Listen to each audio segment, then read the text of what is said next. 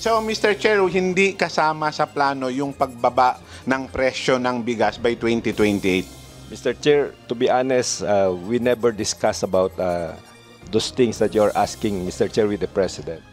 Malaking hamon para sa Department of Agriculture na pababain ang presyo ng bigas sa bansa sa 20 pesos kada kilo. Sa pagdinig ng House Committee on Appropriations sa panukalang pondo ng DA para sa taong 2024, sinabi ng kagawaran na ang pagtaas ng presyo ng bigas ngayon ay dahil sa mataas ang presyo nito sa pandaigdigang merkado. Ngunit bago matapos ang termino ni Pangulong Ferdinand Marcos Jr. sa 2028 ay may posibilidad na bababa pa rin ang presyo nito. Actually, dun sa RTL po, yung rice tarification law, if the same environment would have prevailed, we were really hoping to have stable prices between 27 and 32 sa regular milled rice. By 2028? Opo.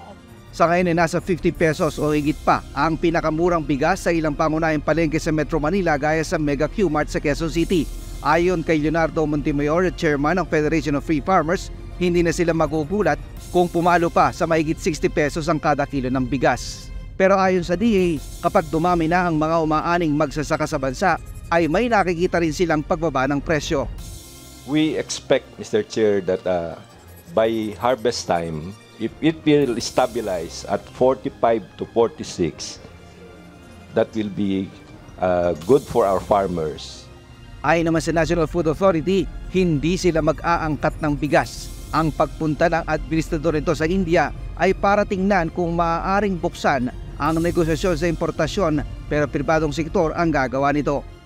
I was asked to go to India to find out as a fact-finding what are the terms of reference of the G2G. No? So it can mean many things. Ayon sa NFA, maaari nilang paramihin ang kanilang imbak para sa 30 araw, pero kailangan nila ng 28 bilyong piso para mataasan din ang alok na presyo sa mga magsasaka.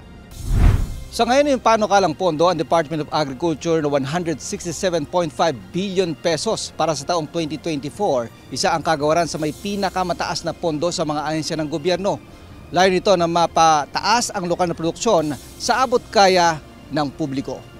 Ray Pilayo, UNTV News and Rescue, Diyos ang aming sandigan, serbisyo publiko ang aming pinahahalagahan.